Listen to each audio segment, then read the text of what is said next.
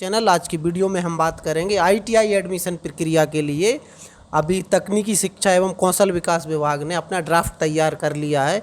इस वीडियो में मैं बताना चाहूँगा आपको कि आईटीआई क्यों करना चाहिए, आईटीआई दूसरे कोर्स के अलावा ये किस तरीके से अलग है बाकी जो आप पढ़ाई करते हैं, इसमें क्या योग्यता रहती है, एक एक चीज़ हम बात करने वाले हैं। कितनी स्कॉलरशिप मिलती है, प्रवेश कैसे मिलता है, डॉक्यूमेंट वेरिफिकेशन कब कराने रहते हैं और कैसे आपको फ़ीस जमा करनी रहती है और किस तरह से ट्रेनिंग होती है।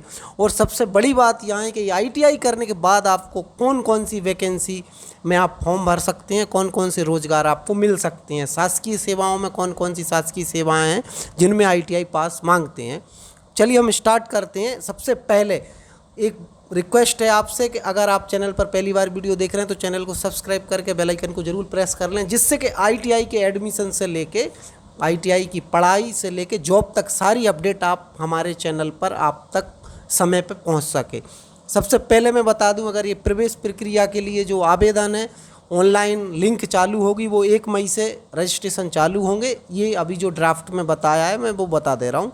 और इसके अलावा फिर जैसे ही आप रजिस्ट्रेशन करेंगे उसके बाद आपको चॉइस फिलिंग करनी रहती है। चॉइस फिलिंग के बाद अब एक चीज़ समझ लें कि आईटीआई का जो प्रवेश होता है 10वीं के परसेंटेज बेस पर होता है। तो अब आप समझें 10वीं अगर आपने पास कर लिया है या 12वीं पास कर लिया है तो एक बहुत अच्छा आपके पास ऑप्शन है कि आप आईटीआई कर लें।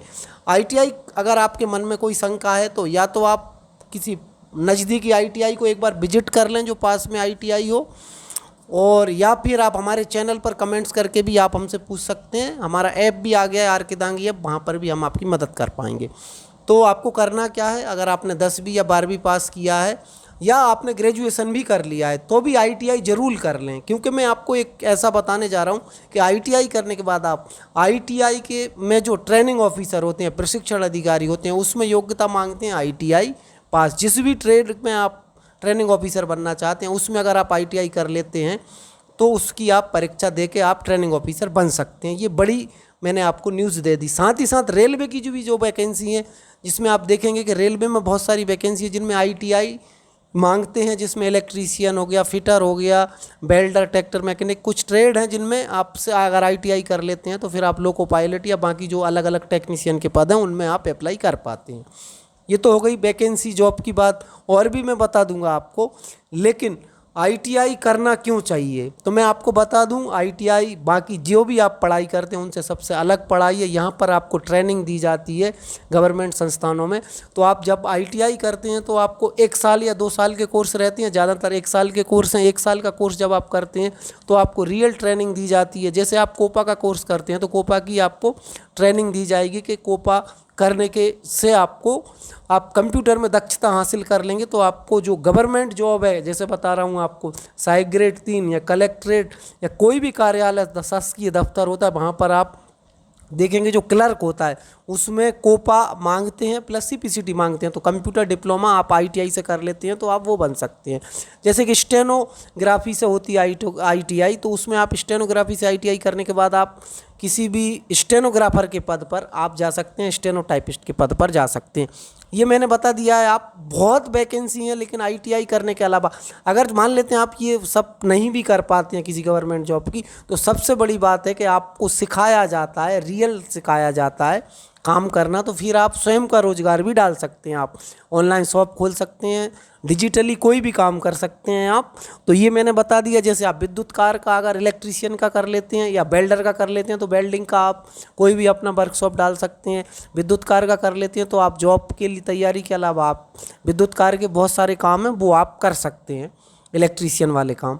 चलिए मैं आपको थोड़ा सा बता देता हूँ प्रक्रिया क्या है इसकी। सबसे पहले आपको रजिस्ट्रेशन करना रहता है। तो रजिस्ट्रेशन के लिए पोर्टल है www.dsd.mp.gov.in, मतलब ये डीएसडी पोर्टल बोलते हैं। आप MP DSD पोर्टल डालेंगे गूगल में तो फिर आपको ये पोर्टल खुल जाएगा। वहाँ पर आपको प्रवेश 2025 की लिंक मिल जाएगी जहाँ से आप अपना रजिस्ट्रेशन कर पाएंगे।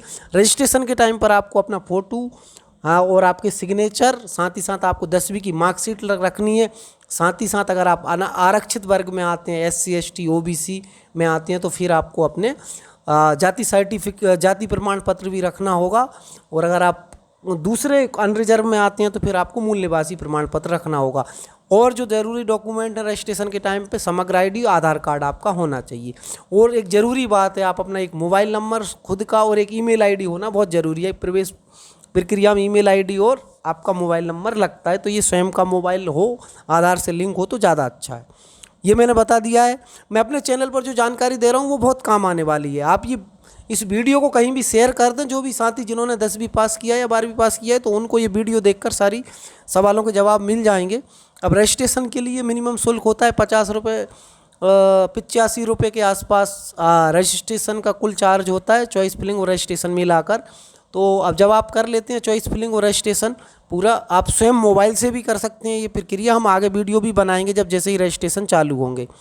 यहाँ से हमने देख लिया, आप रजिस्ट्रेशन कर लेते हैं, चॉइस फिलिंग कर लेते हैं। फिर क्या होगा, जैसे ही आपका रजिस्ट्रेशन चॉइस फिलिंग कंप्लीट हो जाता है, पेमेंट हो जाता है, फिर आपको क्या करना होगा, एक जो आपका एक टाइम टेबल जारी होगा कि कब मेरिट सूची जारी होगी, तो आपके मोबाइल पर SMS आएगा। तो उस SMS के माध्यम से आपको जिस ITI में आपका नाम आया है वहाँ पर जाके आपको अपने डॉक्यूमेंट की फ़ोटोकॉपी लेके जाना है और ओरिजिनल लेके जाना है, जहाँ पर आपका उन डॉक्यूमेंट को चेक किया जाएगा। और एक फ़ोटोकॉपी का सेट, 2 फ़ोटोकॉपी का सेट, 2 फोटोग्राफ लेके जाना है। TC सिर्फ ओरिजिनल लगती है, बाकी सारे डॉक्यूमेंट की फ़ोटोकॉपी लगती है। ये हमने बता दिया। अब आप समझ लें इसमें कि अलॉटमेंट कैसे आता है। अलॉटमेंट आता है आपको सबसे पहले आपकी कैटेगरी के बेस पर, महिला पुरुष, जिला, राज्य, कोटा अलग अलग होते हैं। इसके अलावा आपको पर्टिकुलर ट्रेड जो आपने चॉइस फिलिंग करी है उसके बेस पर आपका 10वीं के जितने % है उसके बेस पर आपको अलॉटमेंट मिलता है। तो अलॉटमेंट मिल जाता है आपको, डॉक्यूमेंट लेके ITI जाते हैं, वहाँ जाकर आप अपना डॉक्यूमेंट वेरिफिकेशन करा के फीस जमा करके आप अपना एडमिशन सुनिश्चित कर लेते हैं। ठीक है। अब आप चॉइस फिलिंग करते हैं तो आप 10, 12, 15, 100 तक आप चॉइस फिलिंग डाल सकते हैं। अभी तक ये ड्राफ्ट में दिया हुआ है, इसमें कुछ बदलाव भी हो सकते हैं। जहाँ तक है ये अधिकतर चीज़ें तो वही रहने वाली हैं। मैं बता दूं आपको, अब मेन जो मैं बता दूं, आपने जैसे एडमिशन ले लिया है, सबसे बड़ी बात है SC ST OBC वाले हैं, सामान्य वर्ग के भी जो निर्धन विद्यार्थी जिन पे संबल कार्ड है उनके लिए स्कॉलरशिप मिलती है। स्कॉलरशिप की क्या प्रक्रिया वो आप भी समझ लेना, मैं बता दूंगा आगे वीडियो में। जैसे आप ITI में एडमिशन ले लेते हैं तो आपके जो डॉक्यूमेंट की मैंने लिस्ट बता दी है, तो निर्धारित प्रपत्र में आप अपनी जानकारी भर के रखें। आपके पास आय जाति मूल निवासी ये होना ज़रूरी है। अब मैं ट्रेड की बात कर देता हूँ। तो पूरे मध्य प्रदेश में DSD पोर्टल पर आप जिला डालेंगे, ITI डालेंगे, वहाँ पर आपको उस ITI में जितने भी ट्रेड चलते हैं, सरकारी प्राइवेट, सारी ट्रेड की जानकारी, सीटों की जानकारी मिल जाएगी। वो भी DSD पोर्टल पर हम बता देंगे किस तरीके से आप सीटों की जानकारी चेक कर पाएंगे। अब हम बात कर लेते हैं, ये देखिएगा लंबा ड्राफ्ट है, इस पर हम ज़्यादा डिटेल में नहीं जाएंगे। मैं थोड़ा सा आपको स्कॉलरशिप के बारे में और बता देता हूं, क्योंकि मध्य प्रदेश सरकार आपको जितनी फीस लगती है उससे लगभग 25% ज़्यादा स्कॉलरशिप देती है। पिछले बार आपकी 5340 रुपये फीस थी, तो अब आप समझ लीजिए 5340 में 10% बढ़ जाएगा, 534 और जोड़ दीजिए, 5874 के आसपास आपकी ये फीस आपको जमा करनी रहेगी। प्रशिक्षण शुल्क प्लस 500 आपका परीक्षा शुल्क है और 250 रुपये आपका कॉशन मनी है जो आपको वापस मिलता है। ये हमने बता दिया है आपको कि इस तरीके से आप देख रहे हैं। ये कुछ उन्होंने फॉर्मेट दिए हुए हैं रजिस्ट्रेशन के अलावा। तो स्कॉलरशिप में बता दूं आपको, देखिएगा MP टास्क पोर्टल है, वहाँ पर आपको अप्लाई करना रहता है स्कॉलरशिप के लिए। तो जैसे SC ST OBC वाले MP टास्क पर, जो जनरल वाले हैं, देखिएगा अभी मैं स्कॉलरशिप वाला ही पेज निकाल लिया है मैंने। स्कॉलरशिप कितनी मिलती है, जो भी आपकी फ़ीस लगती है उसमें, जैसे अगर आप OBC के हैं तो 2300 रुपये एक्स्ट्रा मिलता है स्टाइफंड के रूप में, और अगर आप SC में हैं तो आपको 2500 रुपये और ST में है तो 3000 रुपये। अगर आप बात करें जितनी आपकी फ़ीस लगेगी उसमें आपको लगभग, आप देख लीजिए 2300, 2500, 3000 ऐसे जोड़ लीजिए। अब आप देखिए दिव्यांगजन है तो उसके लिए 11000 स्कॉलरशिप मिलती है, और मुख्यमंत्री जन कल्याण योजना के अंतर्गत अगर संबल कार्ड है तो फिर आपको जितनी फीस लगी है उसमें प्रशिक्षण शुल्क आपको वापस हो जाता है। तो यहाँ मैंने जानकारी दे दी है कितने ITI हैं मध्य प्रदेश में, वो भी लिस्ट दी हुई है। ये सबसे पहले अपडेट अपने चैनल पर लेके आए हैं। ये साथियों, इसको वीडियो को शेयर जरूर कर देना। फिर मिलेंगे एक नई जानकारी के साथ, तब तक के लिए बहुत बहुत धन्यवाद।